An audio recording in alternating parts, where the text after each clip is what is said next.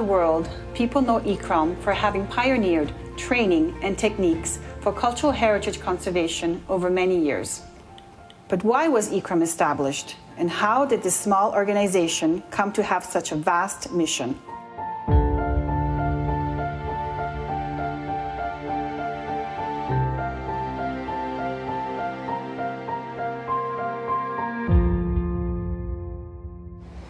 After World War II, with so many cities and landscapes in ruin, those tasked with rebuilding began to raise questions about where to start. What do we conserve? What do we reconstruct or restore? How do we do this?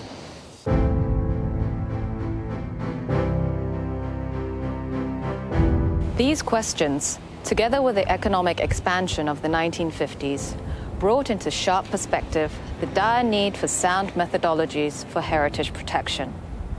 In short, this in turn led to a push for the establishment of an international body which would collect and circulate information, coordinate research, train professionals, and provide scientific and technical advice. And so, the Rome Center, or ICCROM as we now call it, was born.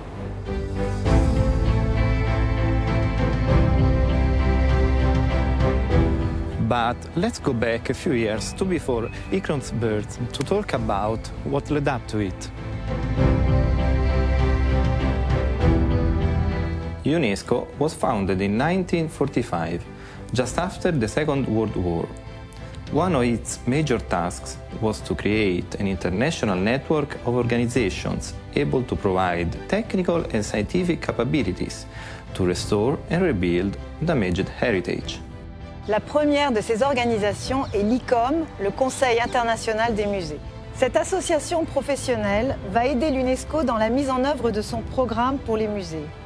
Même si à l'époque on entend par musée tout le patrimoine en général, l'ICOM se rend vite compte qu'il est nécessaire de créer une entité séparée dédiée aux monuments. C'est ainsi qu'en 1950, l'UNESCO va créer, sur proposition de l'ICOM, le Comité consultatif international pour les monuments.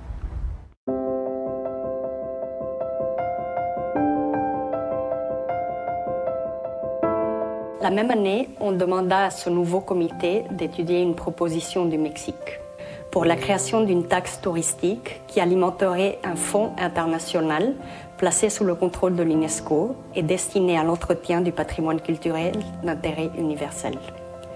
Même si finalement cette proposition fut abandonnée, les discussions qu'elle suscita débouchèrent sur une nouvelle idée, proposée cette fois par la Suisse.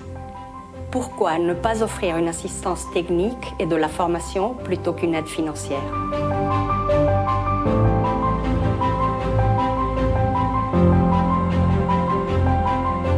C'est ainsi qu'en 1951, la Suisse a proposé, par l'intermédiaire du directeur Frédéric Gysin du Musée national suisse de Zurich, la création d'un centre international pour l'étude scientifique des problèmes de conservation et de restauration des biens culturels de toute nature.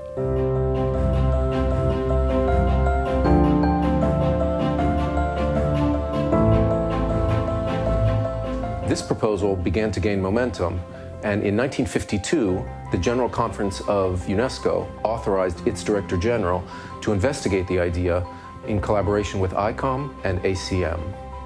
Georges-Henri Rivière, the renowned French museologist and the director of ICOM, was appointed to chair the subcommittee that would carry out this investigation.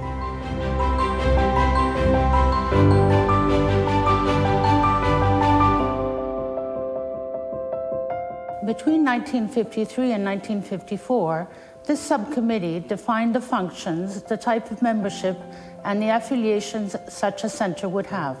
The Laboratoire Central des Musées de Belgique in Brussels and the Istituto Centrale del Restauro in Rome were both worthy candidates as national institutions to which the new center could attach itself. Jan Karel van der Haagen, chief of the Division of Museums and Monuments at UNESCO, was commissioned to visit Belgium and Italy and to report back with recommendations. In 1955, considering the offers made by Belgium and Italy, the UNESCO Executive Board decided to choose Italy as the location for the center.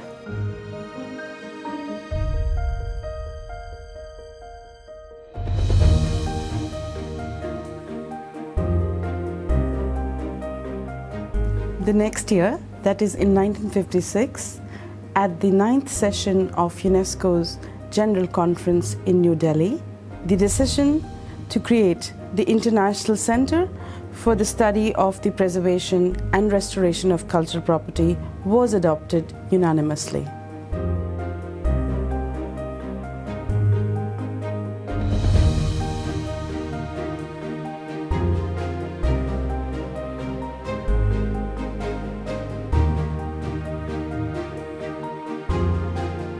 In 1957, UNESCO and the Italian government signed an agreement which institutionalized ICCROM on the Italian territory.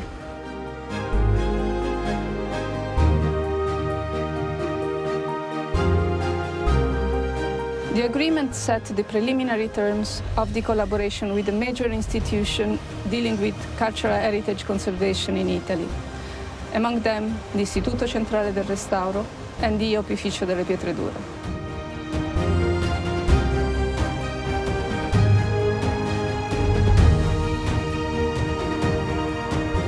However, the center would not come formally into existence until the 5 member states had adhered to it. So thanks to Österreich, República Dominicana, España, Al Maghreb, Polska, ICCROM was brought to life. The next step was sorting out governance.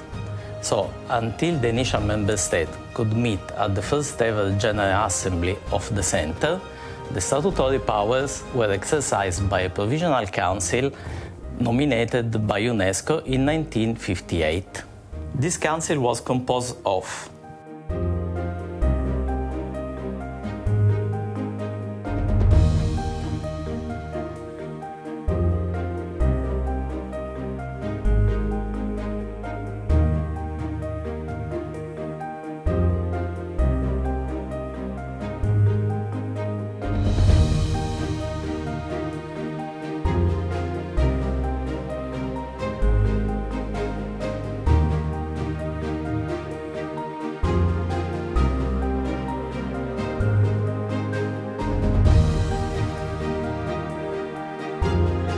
At its first meeting in December 1958, the Provisional Council appointed as director Dr. Harold James Plenderlith, a chemist, an archaeologist, and the visionary keeper of research laboratories at the British Museum.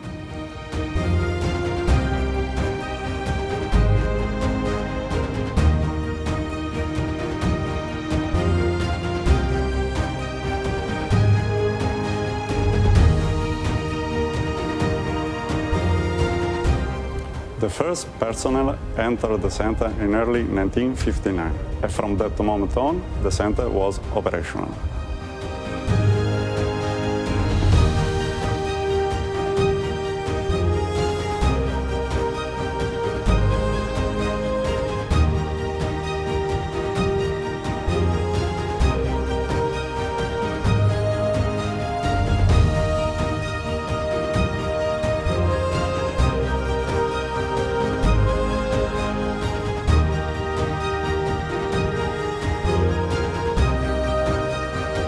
The first General Assembly of ICCROM took place in Rome in December 1960. This was an important moment in the life of the organization, as experts of the international community and 21 member states finally had the possibility to discuss matters of common interest.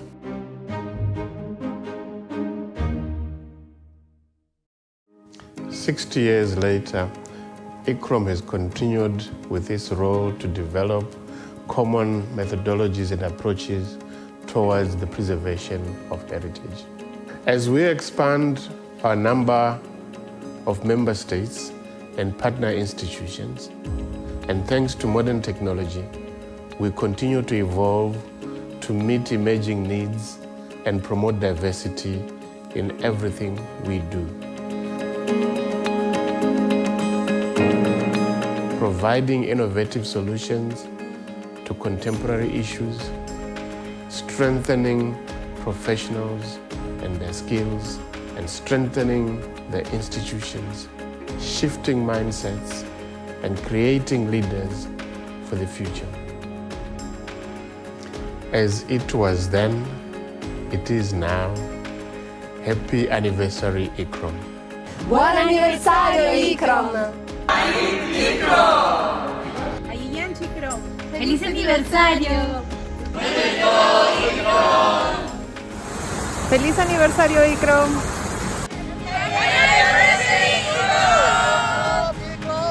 ¡Feliz aniversario, ICCROM!